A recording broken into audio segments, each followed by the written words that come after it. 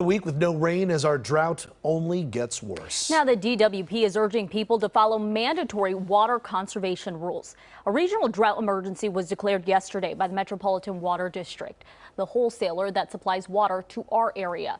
So the DWP will enforce mandatory water restrictions that have actually been in place since 2009. So that includes no watering with sprinklers between 9 a.m. and 4 p.m. and washing your car only with the hose that has a shut-off nozzle. All right, joining us now to talk about the drought emergency and our water supply is Adel Hagekhalil, the general manager for the Metropolitan Water District. Welcome. Thanks for being with us. Thank you for having me. All right, first off, last year and this year have been the driest 2 years on record. Should a drought emergency have been declared a little bit sooner? We've been in a drought since, I would say, the last 20 years, 10 years. So to me, we've been working hard as Southern Californians in conserving, and I want to applaud the work of Southern Californians in what they've done in conservation. We have done a lot of work conserving, and the water we're using today is the same water we were using 40 years ago. So we have done our job, but conditions are getting worse. The snowpack is no longer our storage. We're seeing hotter and drier days, both in the Rockies, in the Colorado River, that gives us half of our water, and also in the Sierras, giving us half the water. So the conditions are worse and worse, and we want to prepare. This is a wake-up call for all of us, for us to continue and double down on conservation, double down on recycling and reuse, and we want to continue to work hard to ensure everyone can turn the tap and have water. Mr. Hagekhalil, the state says it could take action with the water supply that we've never seen before. What does that mean, and what could that be? So we have two sources of water. One is the Colorado River, and we have a lot of storage available in our system. But Northern California, the state water project that brings water from Northern California to our region, is seeing unprecedented levels in Lake Oroville and others. So what they're saying is we may go to a zero allocation levels in the water coming to us.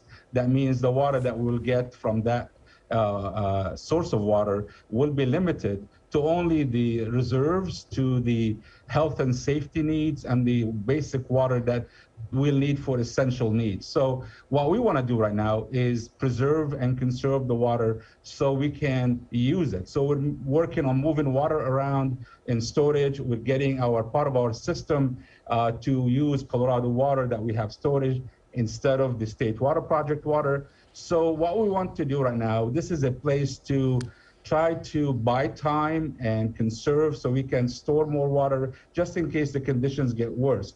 We're hoping that this is a quick issue. However, the drought is not going to go away. What we want to do is continue investing in local water supply, recycling water. We have a project that's going to recycle about 150 million gallons a day to reuse locally. That's enough water for 500,000 households. Our partners in Water Empowered will be doing the same, and that would help us. But also, what people can do today, if you are watering your lawn, comply, shut it down, water only during those hours, and maybe twice a week. And also, don't waste water. So if you have a leak in the house, fix it. If you have a half a load of washing, don't do it. Wait till you have a full load. But really, we have rebates. We have great rebates. Our board yesterday approved a lot of rebates to double down to allow our residents to go and tap into more money for replacing the grass into native plants, to give you money for cisterns, to replace the leaky pipes. We are working hard to ensure that we provide these resources for everyone. So I ask you to go to our website, bewaterwise.com, and learn how can you do it. Do one thing, because we all can do one thing. If 19 million Southern Californians do one thing, I think we can survive, but we're going to be doing our work to ensure that we're resilient, that we have more water, local supplies to help us for the future. A follow-up to what you just said, and a lot of people wonder this, is does it really make much of a difference if we all take small steps such as shorter showers or watering lawns less, or do we all need to take a little bit more of a drastic step here? No, I think every step helps. So if you are watering your lawn, just cut it down. by 50%, that means the water consumption is cut by 50%. If you take a shorter shower, it's going to help us. If you are brushing your teeth, don't let the water run. These are small things, but they add up to a lot. So, but really what we want to do is really change how we live our future. We've done a good job. We will invest in resilient infrastructure for the future by recycling and reusing and capturing stormwater. But what we need right now is the help to ensure that we are not wasting water. And I'm going to applaud what we have done, especially in our region here. But I ask folks to help us.